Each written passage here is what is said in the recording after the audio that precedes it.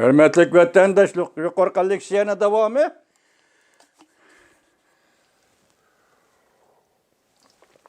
Uygur'un beşiği yani gün geldi, bu gün gelgende Xitay'nın vatan içinde Uygur'un beşiği taşlap koygan kündün başka vatan sırtıda bu geldi. Hazırgıça Amerika Qo'shma Shtatlari qo'llab keldi bu Uyg'ur degan millatni. Amerika Qo'shma Shtatlari agishib Yevropa qo'llab keldi bu millatni.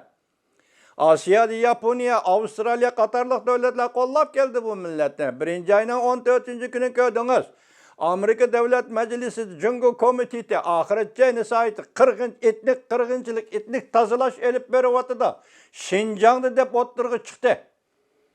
Bu gapni shunda qo'ydi. Bu hukumatga bir ishki vaqt qolgan bo'lsa-mu, Prezident Trump hukumati Davlat ishlar katibi Mike Pompeo hukumati tunigun shu hukumat davridagi yoki shu davr Davlat Majlisi a'zolari hozir tunigun Uyg'urlar to'g'risida shuni dedi. Bu ajoyib bir zo'r voqea vatandoshim.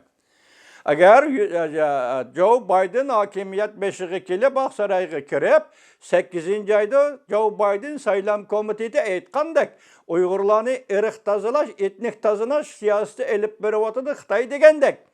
Ondan 1-oyning 4-kuni yangi saylangan Davlat Majlisining Jungo komiteti Uyg'urlar to'g'risida to'xtalib, Uyg'urlarni hozir etnik tozalash elib beryapti degan hukmni chiqarmasimi?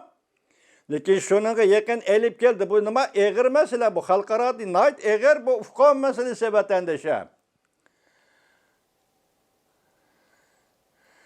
Shunga bunga xalqaro qonun, Amerikaning davlat ichi qonuni, davlat majlisining fikri bu siyosatlar bilan birlashib kelganda buni shu ufqum shaklda e'lon qilish yomon eg'ir qonun bu vatandosh.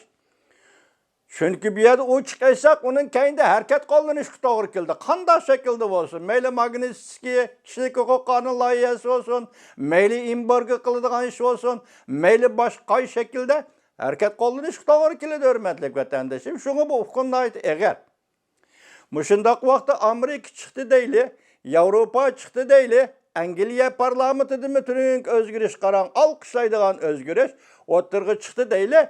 Endiliktik gap siz o'zingiz o'tirg'i chiqmasangiz 4 nafar bola bir ishga yetim musafir, yetimchi bola, yetim musafirni Konya'ga namoyish qildirib, Istanbulda namoyish qildirib bu ish oqmaydi erkin efendi. Endi sen o'tirg'i chiqadigan vaqt keldi.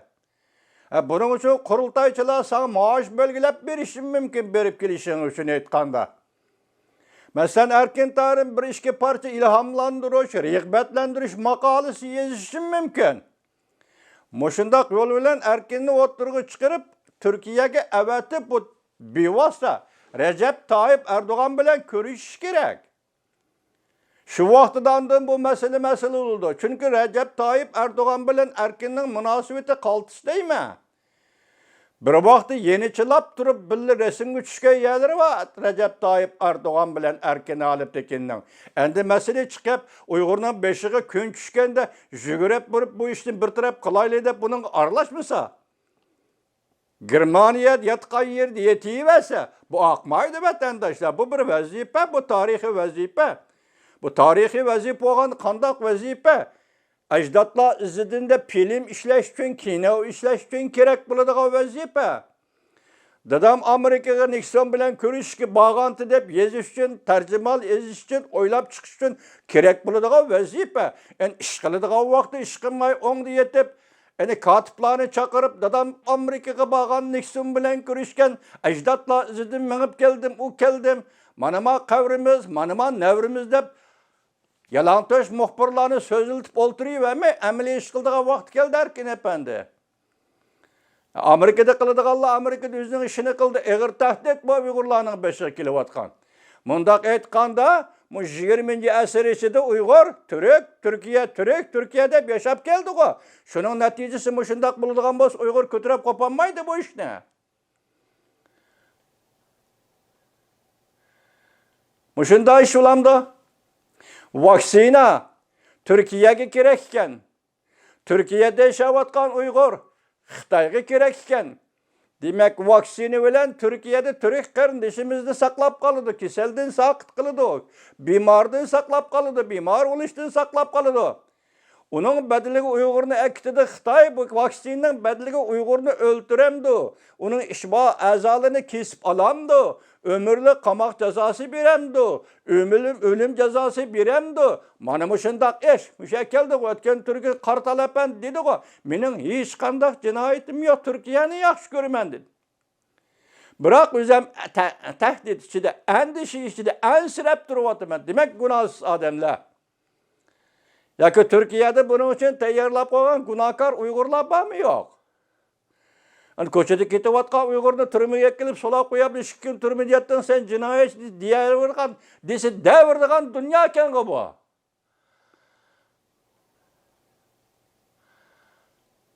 Qani erken? Hozir men ko'pchilik oldida Uyg'urlar o'tirib sana chaqiriq qildim. Yosh dematimiz tang odam sen bilan men Turkiyada emas. Sen Türkiye'de uzun yıl yaşayan adam Recep Tayyip Erdoğan bilen dostluk münasibetin var. Muşu vakti Recep Tayyip Erdoğan işkeğiz gep kılıp toktap kalın bu kanunu tasdiklaştığını toktap kalın. Birinci ayının 26. Millet Meclisi koyulduğun bosu bu tasdiklaydı bunu. 10-15 yılda vakit kaldı erken alıp diken. Ben başta ettim ki Uygur'unu kurtulduruş. Bu senin için artık vazife bulmuşsun mu? Lekin tercüme halini yazış için ecdatla izledim mandım. Amerika'ya velip dedem Nixon bilen görüşmekçi bolğan idi. Aysa aleptiki. Muşundaq yazmalar kerek kılıdı değil mi? Endi alıp Sitop efendimi rihbetlendiriş gerek erken aleptikin degeni bir iki parça makalada yazdığı adamlar toluğu.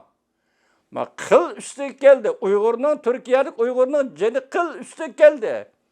Agar bu ishni başlap berdigan bo'lsa, Turkiya bilan Xitoy o'tirishimiz ish. Buningdagi Uyg'urning chet ellariga taqdiri nima bo'ldi?